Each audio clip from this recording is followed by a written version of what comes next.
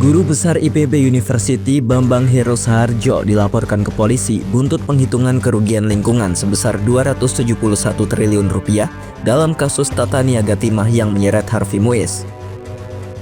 Bambang yang juga menjadi saksi ahli dalam kasus itu dinilai tidak kompeten dalam menghitung jumlah kerugian lingkungan yang ditimbulkan.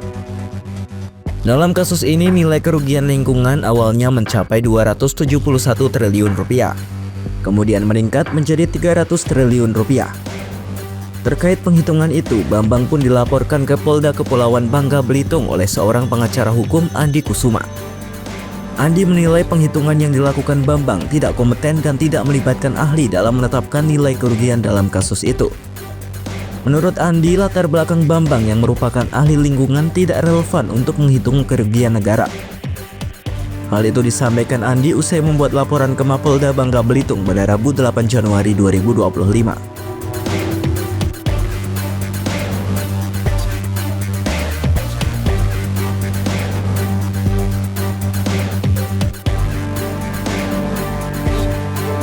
Dalam laporannya ke Polda Babel, Andi mempertanyakan metode penghitungan dan pengambilan sampel yang dilakukan Bambang.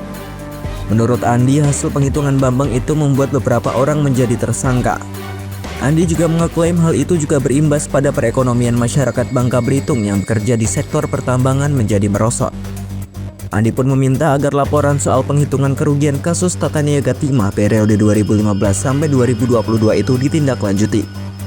Di sisi lain, Bambang Hero menegaskan kehadirannya di persidangan kasus itu merupakan permintaan dari penyidik pidana khusus Kejaksaan Agung.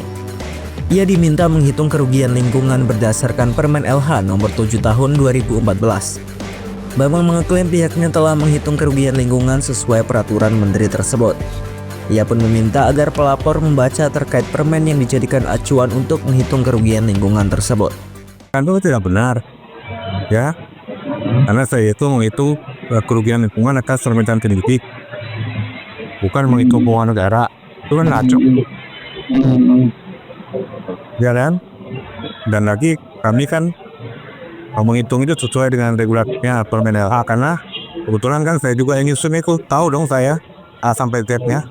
Bambang menekankan apa yang disampaikan dalam persidangan telah menjadi fakta persidangan dan telah dituangkan menjadi putusan terhadap para terdakwa.